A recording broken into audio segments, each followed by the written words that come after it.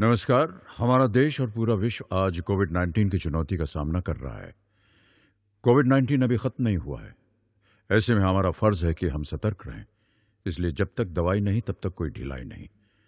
Corona से बचाव के लिए जरूरी है नियमित रूप से हाथ धोना, मास्क पहनना और आपस में उचित दूरी बनाए रखना। याद रखिए, 2 गज दूरी मास्क है जरूरी। खांसी, बुखार या सांस लेने में कठिनाई होने पर हेल्पलाइन नंबर 1075 पर संपर्क करें। मैं मोनिका शुक्ला, शासकीय उच्चतर माध्यमिक विद्यालय विद्या विहार प्रोफेसर कॉलोनी भोपाल में उच्च माध्यमिक शिक्षक अर्थशास्त्र के पद पर पदस्थ हूँ।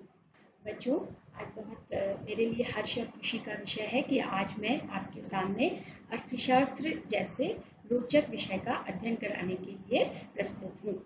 कक्षा 11th में अर्थशास्त्र विषय क्या है, इसका सामान्य अर्थ, इसकी परिभाषाएं और इसके बारे में और क्या-क्या जानकारी हमको पढ़नी है, तो उसका अध्ययन मैं आपको कराऊंगी। और साथ ही साथ एक अन्य शीर्षक सांख्यिकी के विषय के बारे में भी मैं आपको अध्ययन कराऊंगी कि सांख्यिकी विषय क्या है, उसका सामान्य परिचय, उसका अर्थ, उसकी परिभाषाएं और साथ ही साथ उसमें समंक क्या होते हैं, इसके बारे में मैं आपको बताऊंगी। अब मैं स्टार्ट कर रही हूँ कि अर्थशास्त्र विषय एक्चुअली। चलिए बच्चों, मैं आज आपको अर्थशास्त्र का परिचय बताऊंगी, जिसके अंतर्गत आपको निम्न शीर्षकों का अध्ययन करना है। अर्थशास्त्र का परिचय, अर्थशास्त्र की परिभाषाएं, अर्थशास्त्र के प्रकार, और साथ ही साथ सांख्यिकी का परिचय, सांख्यिकी की परिभाषाएं, समंक और सांख्यिकी के कार्य। देखिए, जैसा कि बच्चों अर्थशास्त्र में अर्थ जो है धन, रुपया, पैसे से संबंधित है। आप फोटो में देख भी रहे हैं कि आपको एक रुपए का फोटो दिख रहा है, अर्थात ये विषय धन या रुपए या जो भी रोजमर्रा के जीवन में आप धन या धन से संबंधित क्रियाएं देखते हैं, उनसे संबंधित विषय है। अब अर्थशास्त्र विषय का सामान्य अर्थ हम समझेंगे। इसके सामान्य अर्थ को समझने के लिए इसकी शाब्दिक अर्थ को समझना आवश्यक है, जहाँ पर अर्थ प्लस शास्त्र अर्थात अर्थ धन शास्त्र, जहाँ पर अर्थ का शाब्दिक अर्थ होता है धन, रुपए एवं नकदी से, और शास्त्र का अर्थ होता है अध्ययन करना। मतलब ऐसा विषय जहाँ पर हम धन, नकदी, रुपए, पैसे, इनसे संबंधित सभी प्रकार की क्रियाओं का अध्ययन करते हैं जो हमारे रोजमर्रा के जीवन में घटित होती हैं। स्पष्ट है कि अर्थशास्त्र का सामान्य अर्थ एक ऐसे विषय से है जहां पर हम धन या धन से संबंधित सभी प्रकार की क्रियाओं का अध्ययन करते हैं। साथ ही साथ ये एक ऐसा विषय भी है जिसके अंतर्गत हम मानवीय जीवन की सभी प्रकार की आवश्यकताओं को पूर्ण करने वाले संसाधनों की उपलब्धता और उनकी सीमितता का अध्ययन भी करते हैं। मतलब हमारी आवश्यकताओं को पूर्ण करने वाले जो भी प्रकृति में साधन है, जैसा कि विदित है, वो साधन बहुत सीमित है और हमारी मांग या हमारी आवश्यकताएं और इच्छाएं अनंत है। तो उन अनंत आवश्यकताओं और इच्छाओं को पूर्ण करने वाले जो संसाधन है, उनकी सीमितता और उपलब्धता बहुत कम है, मतलब वो सीमित है। तो उन सीमित साधनों से हम अपनी आवश्यकताओं को पूर्ण कैसे करेंगे, किन तरीकों से करेंगे, इन तरीकों का अध्ययन भी अर्थशास्त्र विषय के अंतर्गत किया जाता है। अब अर्थशास्त्र का शाब्दिक अर्थ समझने के बाद कुछ बड़े बड़े जो अर्थशास्त्री रहे हैं, खासकर पुराने अर्थशास्त्री जिन्हें हम प्राचीन कहते हैं, प्राचीन अर्थशास्त्री भी कहते हैं, और कुछ नए अर्थशास्त्री हैं। यानी सभी अर्थशास्त्रियों ने कुछ परिभाषाएं दी जिनके आधार पर, मतलब उन्होंने अपने विचारों के आधार पर अर्थशास्त्र को परिभाषित किया, और जिसमें उन्होंने बताया कि अर्थशास्त्र कैसा विषय है और इसे क्यों पढ़ना चाहिए। इसमें मैं सबसे पहले जो हमारे पाश्चात्य अर्थशास्त्री हैं, एडम स्मिथ के बारे में आपको बताऊंगी, जिन्हें हम अर्थशास्त्र का जनक या पितामह भी कहते हैं। सबसे पहले संसार में उन्होंने बताया कि अर्थशास्त्र क्या है। हालांकि प्राचीन अर्थशास्त्र में अगर हम सबसे पहले एडम स्मिथ से पहले भी अगर हम बात करें, तो चाणक्य और जो हमारे बराहमीर थे और भी हमारे जो ऋषि मुनि थे, वो भी अर्थशास्त्र के बारे में काफ़ी जानकारी पहले ही दे चुके हैं या दे चुके थे। लेकिन ये पाश्चात्य अर्थशास्त्री एडम स्मिथ, इनको अर्थशास्त्र का जनक भी कहा जाता है। तो इनके अनुसार हम परिभाषा देख लें। एडम स्मिथ के अनुसार धन के शास्त्र को अर्थशास्त्र कहते हैं, अर्थात धन ही मुख्य रूप से अपनी भूमिका निभाता है अर्थशास्त्र विषय के अंतर्गत, और राष्ट्रों के धन के स्वरूप और कारणों की खोज से संबंधित शास्त्र है। यानी धन का स्वरूप कैसा हो, उसके कारण कैसे हो, धन कहाँ से लिया जाए, मतलब पूरे जीवन में धन को ही प्रमुखता दी गई है। एडम स्मिथ को अर्थशास्त्र का जनक भी कहा जाता है, और इन्होंने एक पुस्तक भी लिखी है जिसका नाम है राष्ट्रों के धन के स्वरूप तथा कारणों की खोज, 1776। बच्चों, ये पुस्तक बहुत इंपॉर्टेंट है, मतलब इसका नाम बहुत इंपॉर्टेंट है, परीक्षा में पूछा भी जाता है, तो आप इस नाम पर जरूर ध्यान दें। ये उनकी फोटो है, ये है एडम स्मिथ, जिन्हें हम अर्थशास्त्र का जनक कहते हैं। अब आ जाइए, क्योंकि उन्होंने जो धन की परिभाषा दी उसकी हम व्याख्या करने, वो परिभाषा अपने आप में बहुत अच्छी है, उसमें बहुत अच्छे अच्छे गुण भी हैं, लेकिन कुछ दोष भी हैं। पहले हम गुणों की चर्चा कर लें। अर्थशास्त्र के अध्ययन का केंद्रीय बिंदु धन है। जैसा कि विदित है, धन से संबंधित परिभाषा है, उनका ये कहना है कि संपूर्ण जीवन में और संपूर्ण अर्थशास्त्र में धन ही एक ऐसा साधन है जो मुख्य साधन है, जिसके बिना जीवन या प्रकृति में कोई भी क्रिया संभव नहीं है। फिर धन का स्थान मनुष्य की तुलना में उन्होंने बहुत ऊंचा बताया है, और सभी सुखों का एकमात्र आधार धन ही बताया है। यानी जीवन में अगर हमें जो भी सुख प्राप्त करने हैं तो उसको प्राप्त करने का साधन धन है। धन के सिवा हम किसी अन्य साधन से अपनी कोई भी आवश्यकता, इच्छा को पूर्ण नहीं कर सकते। अब जैसा कि विदित है, उनकी परिभाषा से समझ में आ रहा है कि जीवन में अगर कोई भी काम करना है, कोई भी इच्छा पूर्ण करनी, आवश्यकता पूर्ण करनी है, तो वो धन है, मतलब उनकी परिभाषा का आधार ही धन है। इसके अलावा वो अन्य किसी साधन को प्रमुखता से नहीं मान रहे हैं। तो सबसे बड़ा दोष ये निकल कर आता है कि उन्होंने धन पर आवश्यकता से अधिक बल दिया है, और दूसरा आर्थिक मनुष्य की कल्पना कर ली है। मनुष्य पूर्ण रूप से सिर्फ आर्थिक हो, मतलब उसका सुबह से लेकर रात तक केवल वो धन और धन से संबंधित विचार पर, बातों के बारे में ही विचार करे, धन से संबंधित क्रियाओं के बारे में सोचे, और जो भी काम करे वो धन से या धन के लिए ही करे, तो जो कि सर्वथा पूर्ण रूप से हम उसको उचित नहीं मानेंगे। तो उन्होंने एक आर्थिक मनुष्य की कल्पना कर ली। उसके बाद क्योंकि यहाँ पे केवल धन को ही प्रमुखता दी गई है, अतः अन्य अर्थशास्त्रियों के हिसाब से अर्थशास्त्र का ये क्षेत्र बहुत संकुचित, यानी छोटा हो गया है, जिसमें केवल धन के बारे में बात की गई है, जबकि अर्थशास्त्र में अन्य ऐसे प्रमुख बहुत सारे साधन हैं, संसाधन हैं, विषय हैं, शीर्षक है, जिन पर हम अध्ययन कर सकते हैं और जिनके द्वारा अर्थशास्त्र एक बहुत अच्छा विषय बन सकता है। तो ये इनके सबसे बड़े दोष साबित हुए। अब इन दोषों को दूर करने के लिए अन्य अर्थशास्त्री भी आगे आए। उनमें एक मार्शल अर्थशास्त्री हैं, जिन्होंने एडम स्मिथ की परिभाषाओं को संपादित करते हुए, मतलब उसको और बृहद रूप में बताते हुए अपनी परिभाषा दी, जिसमें उन्होंने अर्थशास्त्र को केवल धन का शास्त्र ही नहीं बताया, बल्कि उन्होंने उसे कल्याण संबंधी परिभाषा या कल्याण संबंधी अर्थशास्त्र बताते हुए इसकी परिभाषा दी, जिसे हम मार्शल की कल्याण संबंधी परिभाषा से परिभाषित करते हैं। उनका ये कहना था कि अर्थशास्त्र केवल धन से संबंधित ही शास्त्र नहीं है, बल्कि इसमें ऐसी अनेकों प्रकार की क्रियाएं की जा सकती हैं जिसके द्वारा हम धन के माध्यम से, मतलब धन का उपयोग तो करें, लेकिन उसके माध्यम से कल्याण भी हो, न केवल समाज का, व्यक्ति का, राष्ट्र का, बल्कि प्रकृति का भी। तो मार्शल वो पहले अर्थशास्त्री हुए जिन्होंने अर्थशास्त्र को कटु आलोचनाओं से बचाया तथा सम्मानजनक स्थान प्रदान किया। उनके अनुसार धन एक साधन है, न कि साध्य, अर्थात धन मनुष्य के लिए है, मनुष्य धन के लिए नहीं। मतलब मनुष्य की आवश्यकताओं को पूर्ण करने के लिए धन की आवश्यकता हो सकती है, लेकिन ऐसा ना हो कि मनुष्य केवल धन के पीछे ही भागे, केवल सुबह शाम वो धन अर्जित करने के लिए कार्य करे। वो जैसे भी कार्य करे जिससे उसको आत्मिक संतोष मिले और धन का सदुपयोग हो। मार्शल के अनुसार अर्थशास्त्र के अध्ययन का मुख्य उद्देश्य मनुष्य का आर्थिक कल्याण होना चाहिए। ये देखिए अब आपके सामने ये मार्शल अर्थशास्त्री हैं, उनका एक फोटो मैं आपको दिखा रही हूँ। ये बहुत महान अर्थशास्त्री रहे जिन्होंने अर्थशास्त्र को कल्याण से जोड़ा। इसके बाद ये एक फोटो मैं और दिखा रही हूँ जो हमारे भारतीय अर्थशास्त्री, इसमें एक पीसी महालनोबिस भी रहे हैं जिन्होंने अर्थशास्त्र को अपने ढंग से परिभाषित किया। उन्होंने भी बताया कि मनुष्य की सभी आवश्यकताओं को पूर्ण करने के लिए धन और भी अन्य संसाधनों की आवश्यकता पड़ती है। अब मार्शल ने भी अपनी एक पुस्तक लिखी है, जिस पुस्तक का नाम है अर्थशास्त्र के सिद्धांत।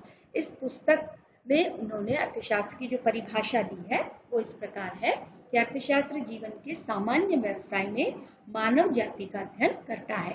अर्थशास्त्र मनुष्य के व्यवहार एवं उसके व्यक्तिगत और सामाजिक कल्याण के लिए आवश्यक भौतिक साधनों की प्राप्ति और उनके उपयोग का अध्ययन करता है। अर्थात वो ये बताते हैं कि यहाँ पे मनुष्य का जो भी व्यवहार है वो केवल धन से संबंधित न होकर उसके जो व्यक्तिगत और सामाजिक व्यवहार ऐसे होने चाहिए जिसके द्वारा न केवल उसका कल्याण हो बल्कि समाज और राष्ट्र का कल्याण हो और कल्याण स्वरूप ही धन का उपयोग हो, धन की आवश्यकता की जाए। अब जैसा कि एडम स्मिथ की परिभाषाओं के गुण और दोष थे, ठीक वैसे ही मार्शल की परिभाषाओं के भी कुछ अच्छे गुण हैं और बाद में अन्य अर्थशास्त्रियों ने इनकी परिभाषा का भी विश्लेषण किया जिसके आधार पर इनकी परिभाषा के भी कुछ दोष बताए। गुण में मनुष्य के कल्याण की अपेक्षा धन को गौण स्थान दिया गया। गौण स्थान का मतलब इन्होंने धन को जो है द्वितीयक स्थान प्रदान किया मनुष्य को और उसके द्वारा की गई कार्य विधियों को प्रथम स्थान दिया। मनुष्य अपने लिए नहीं, समाज के लिए नहीं, बल्कि वरन ऐसे सभी कार्य करे जिसमें धन केवल एक आवश्यक रूप से ही काम आए, अनावश्यक रूप से उसका दुरुपयोग न किया जाए।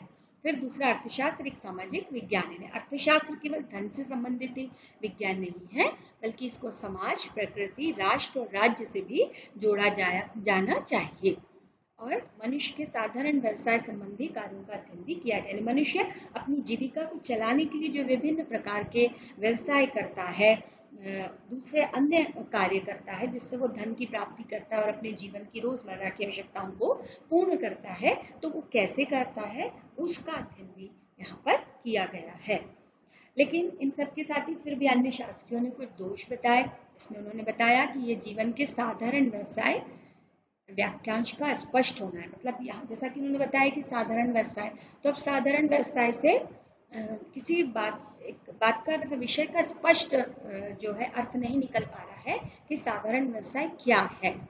दूसरा, अर्थशास्त्र केवल सामाजिक विज्ञान ही नहीं है, मानव विज्ञान भी है। जैसा कि उन्होंने अर्थशास्त्र को धन के साथ साथ समाज यानी सामाजिक विज्ञान से भी जोड़ा, लेकिन अन्य अर्थशास्त्री कहते हैं कि ये मानव विज्ञान यानी मनुष्य की क्रियाओं का क्योंकि अध्ययन किया जा रहा है कि मनुष्य कैसा व्यवहार करता है, अपनी आवश्यकताओं और इच्छाओं को पूर्ण कैसे करता है, क्योंकि मनुष्य को यहाँ पे प्रमुखता दी गई है, इसलिए एक मानव विज्ञान भी है।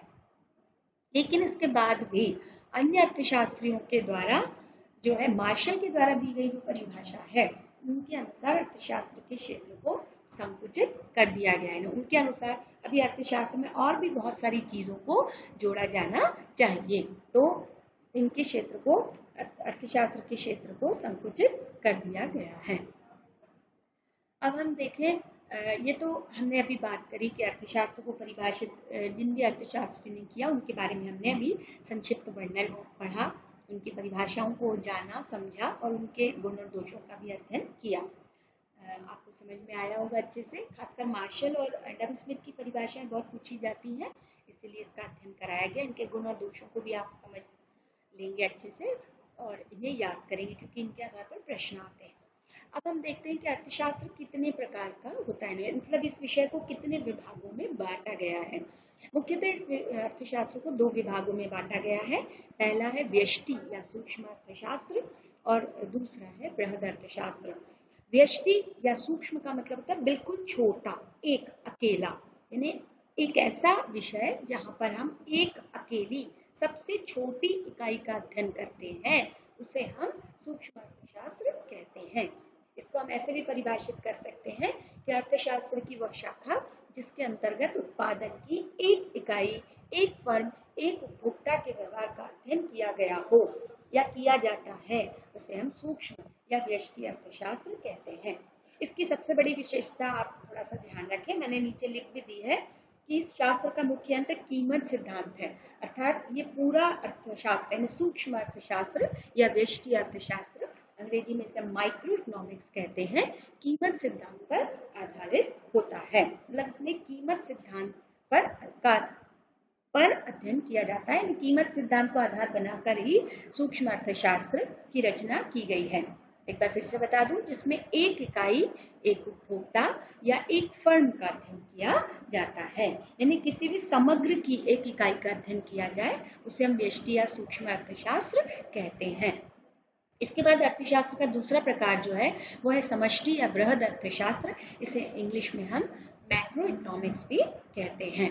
समष्टि का मतलब होता है समस्त, समस्त यानी सभी, संपूर्ण रूप से, यानी जहां पर हम सभी इकाइयों का संपूर्ण रूप से अध्ययन करते हैं उसे हम समष्टि या बृहद अर्थशास्त्र कहते हैं। समष्टि अर्थशास्त्र, अब इसकी एक छोटी सी परिभाषा निकल कर आती है कि अर्थशास्त्र की वह शाखा है जिसके अंतर्गत उत्पादन, उपभोग, आय एवं बचत की सभी इकाइयों का अध्ययन किया जाता है। अर्थात संपूर्ण राष्ट्रीय आय, संपूर्ण बचत और संपूर्ण निवेश का अध्ययन इसी शास्त्र के अंतर्गत किया जाता है।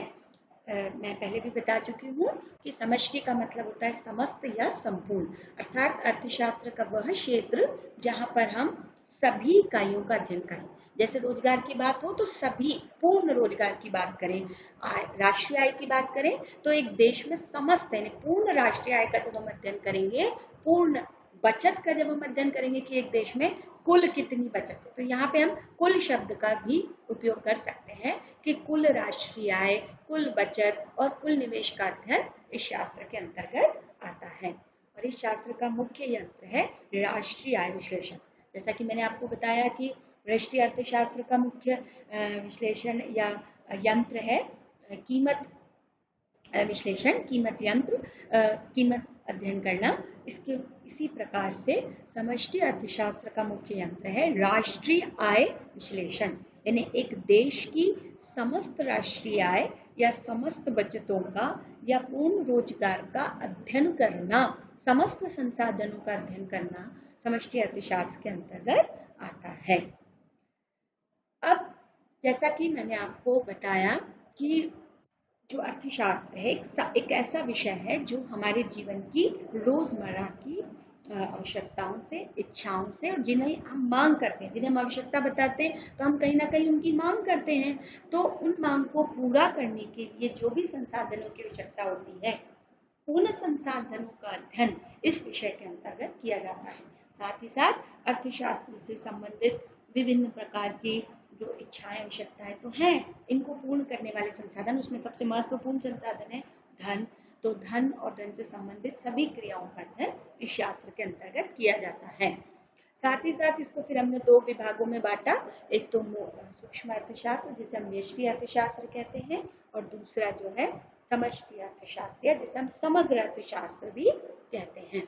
व्यष्टि अर्थशास्त्र में हम केवल एक इकाई का अध्ययन करते हैं, किसी भी फर्म की, उद्योग की या कोई भी हम गणना करेंगे या विश्लेषण लेंगे, आंकड़े लेंगे, तो उसके केवल हम कुछ ही आंकड़ों का जब हम अध्ययन करेंगे या एक ही आंकड़े का अध्ययन करेंगे तो उसे हम व्यष्टि या सूक्ष्म अर्थशास्त्र कहेंगे, जिसका मुख्य यंत्र कीमत सिद्धांत है।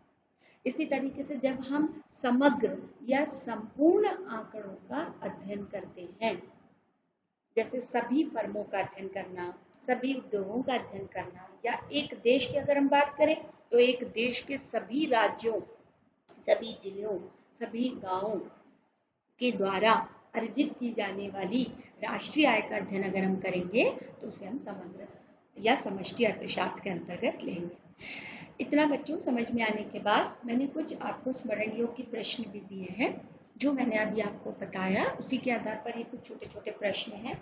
जैसा कि अर्थशास्त्र का सामान्य अर्थ क्या है, जो मैं आपको बता चुकी हूँ कि धन का शास्त्र, एक ऐसा शास्त्र जहाँ पे धन या धन से संबंधित क्रियाओं का अध्ययन किया जाता है, वो अर्थशास्त्र का सामान्य अर्थ कहलाता है। फिर दूसरा क्वेश्चन दिया अर्थशास्त्र के जनक कौन है, उनका नाम बताइए, तो वो भी मैंने आपको बताया कि एडम स्मिथ जो है अर्थशास्त्र के जनक कहलाते हैं, और उनके द्वारा परिभाषा भी दी गई है जो आप पढ़ सकते हैं। फिर तीसरा प्रश्न है मार्शल द्वारा दी गई परिभाषा लिखिए एवं उनकी परिभाषा के दो गुण बताइए। तो मार्शल के द्वारा जैसा कि उन्होंने बताया कि अर्थशास्त्र केवल धन से संबंधित शास्त्र नहीं है बल्कि कल्याण से संबंधित शास्त्र है। इन्हें अर्थशास्त्र को मानवीय कल्याण से जोड़कर उन्होंने अर्थशास्त्र को परिभाषित किया है। तो उसके आधार पर दो गुण भी आपको बताए गए हैं, वो आप इस पे याद कर सकते हैं। फिर उसके बाद है एडम स्मिथ द्वारा दी गई परिभाषा के दो दोष लिखिए। एडम स्मिथ ने क्योंकि धन को आधार मानकर ही अर्थशास्त्र को परिभाषित किया है, अतः उनकी परिभाषा के भी दो दोष बताए गए हैं। और प्रश्न नंबर 5 जो है वो है अर्थशास्त्र को कितने विभागों में बांटा गया है, उनके नाम बताते हुए उन्हें परिभाषित कीजिए। तो अर्थशास्त्र को दो भागों में बांटा गया है, उनके दो नाम, दो प्रकार या जो विभाग हैं उनके नाम मैं आपको बता चुकी हूँ, एक बार फिर से बता देती हूँ। सूक्ष्म अर्थशास्त्र और दूसरा है बृहद अर्थशास्त्र। इसके साथ ही ये आपका अर्थशास्त्र का सामान्य परिचय अध्ययन, जिसको मैंने अर्थ और परिभाषा के द्वारा आपको समझाया, ये पूर्ण हुआ। बच्चों, जैसा कि स्पष्ट है, आज आपको मैंने अर्थशास्त्र विषय पढ़ाया। अर्थशास्त्र विषय के अंतर्गत मैंने आपको अर्थशास्त्र का सामान्य परिचय दिया कि अर्थशास्त्र विषय क्या है, इसको कैसे परिभाषित किया जा सकता है, इसका शाब्दिक अर्थ क्या होता है, इसके बारे में मैंने आपको बताया। एक बार मैं आपको फिर से और बता देती हूँ, क्योंकि ये आपके लिए बिल्कुल नया विषय है। हालांकि आप इसको 10th क्लास तक सामाजिक अध्ययन में एक 2 पार्ट या 3 पार्ट के रूप में आप इसको पढ़ भी चुके हैं। अर्थशास्त्र के सामाजिक विज्ञान में जहाँ राजनीति पढ़ते हैं, नागरिक शास्त्र पढ़ते हैं, इतिहास पढ़ते हैं और एक आप अर्थशास्त्र पढ़ते हैं, तो इसको आप पढ़ तो चुके हैं, लेकिन वहाँ पर आप इसको विस्तृत रूप से नहीं पढ़ पाए हैं। अब 11th क्लास में जब आप आए हैं, तो आप चाहे कला संकाय लें, चाहे आप वाणिज्य संकाय लें, इसमें ये आपको एक अनिवार्य विषय के रूप में अर्थशास्त्र पढ़ाया जाएगा और एक अनिवार्य विषय के रूप में ये आपके लिए रहेगा ही, चाहे आप वाणिज्य लेंगे चाहे आप कला संकाय लेंगे, और दोनों के लिए ये एक ही रखा गया है। अर्थशास्त्र, एक बार फिर से बता दूं, 2 शब्दों से मिलकर बना है, अर्थ और शास्त्र। अर्थ का मतलब यहाँ पे अर्थ से नहीं है, मतलब मीनिंग से नहीं है। यहाँ पे अर्थ का मतलब होता है नकदी या धन, या धन या नकदी से संबंधित अन्य और सभी संसाधन जो धन या नकदी के अन्य रूपों में स्थित होते हैं। जैसे मान लीजिए आपके पास अगर कोई जमीन है, घर है, प्लॉट है, दुकान है, तो जिससे आप धन प्राप्त करते हैं। अगर आप अपने घर को किराए से उठाते हैं, मतलब आपको किराया मिलता है, धन के रूप में मिलता है, लेकिन किससे मिल रहा है? आपके घर से मिल रहा है। तो यहाँ पे घर क्या हो जाएगा? धन का अन्य रूप हो जाएगा। इसी तरीके से आपके पास अगर जमीन है जिस पर आप खेती करते हैं, तो वो जमीन भी कहीं ना कहीं अप्रत्यक्ष रूप से धन का ही एक साधन माना जाएगा। तो मैं यहाँ पे आपको ये बताना चाह रही हूँ कि अर्थ का मतलब धन और धन से संबंधित अन्य सभी संसाधन जिनका अध्ययन हम अर्थशास्त्र में करते हैं। तो अर्थ का मतलब क्या हुआ? धन और धन से संबंधित अन्य सभी संसाधन जो सीधे तौर पर, प्रत्यक्ष तौर पर धन तो नहीं है, लेकिन धन की भूमिका अदा करते हैं। और शास्त्र का अध्ययन होता है अध्ययन करना, मतलब एक ऐसा विषय जहां पर हम धन और धन से संबंधित क्रियाओं का अध्ययन करते हैं। अब धन या धन से संबंधित क्रियाओं का अध्ययन जो होता है, उसमें हम ये बता सकते हैं कि जो आप सुबह से उठकर शाम तक या रात तक जो भी जिन भी इच्छाओं और आवश्यकताओं की मांग करते हैं कि मुझे आज कॉफी चाहिए, मुझे आज चाय के लिए दूध चाहिए, रोजमर्रा का किराना चाहिए, कॉपी किताब चाहिए, तो ये वस्तुएं हैं जो हमें फ्री में या मुफ्त में हमें प्राप्त नहीं होती हैं, बल्कि इसके लिए हमें कहीं ना कहीं धन देना पड़ता है और धन के बदले में ये वस्तुएं हमें प्राप्त होती हैं। तो क्योंकि अब आपको ये चीज़ अच्छे से समझ में आई कि आपके जीवन में जो भी आवश्यकताएं या इच्छाएं पूर्ण होंगी वो मुफ्त में पूर्ण नहीं होंगी, बल्कि उसके लिए हमें धन होना अनिवार्य है, धन जरूरी है। अब यहाँ पे धन क्योंकि नकदी के रूप में आपको चाहिए। पहले मैंने आपको क्या बताया कि आपके पास अगर कोई अन्यत्र घर है, जमीन है आपके पास, या कोई प्लॉट है जिसको बेचते हैं या किराए पर देते हैं, तो धन प्राप्त होता है आपको। तो वहां पे वो अप्रत्यक्ष रूप से धन आपके पास आ रहा है, लेकिन प्रत्यक्ष रूप से जब नकदी के तौर पर जो आय आप अर्जन करते हैं और उस धन के माध्यम से जो आप आवश्यकताएं पूर्ण करते हैं, उन सभी क्रियाओं का अध्ययन हम अर्थशास्त्र के अंतर्गत करते हैं।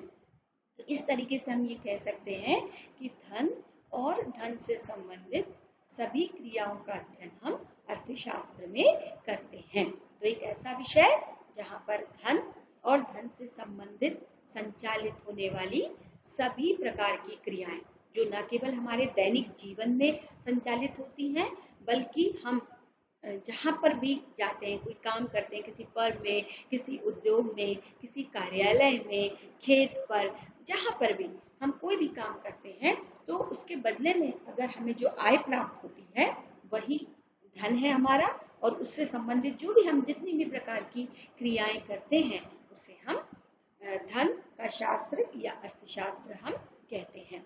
अब ये तो बच्चों बात हो गई अच्छे से इसके शाब्दिक अर्थ को लेकर कि धन का अर्थशास्त्र का शाब्दिक अर्थ क्या है।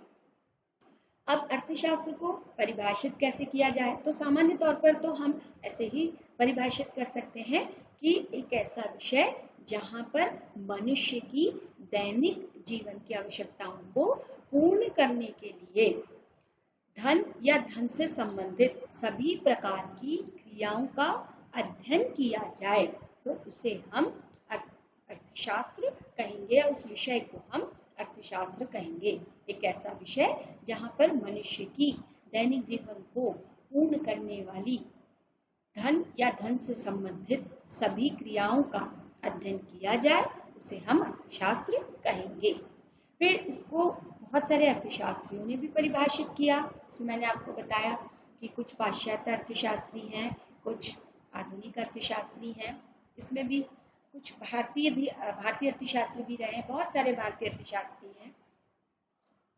तो इस प्रकार से हमने अर्थशास्त्र को परिभाषित किया, उसका अर्थ बताया, उसके प्रकार बताए, जिसमें सूक्ष्म और बृहद अर्थशास्त्र के बारे में आपको अध्ययन कराया। और इस तरीके से ये सामान्य परिचय के साथ साथ मैंने आपको कुछ पुनरावृत्ति के तौर पर प्रश्न भी दिए कि अर्थशास्त्र का शाब्दिक अर्थ क्या है, बृहद अर्थशास्त्र क्या होता है। तो इसका अध्ययन आप अच्छे से करेंगे। इसका अगले क्लास में मैं आपको सांख्यिकी क्या है, सांख्यिकी विषय का परिचय दूंगा।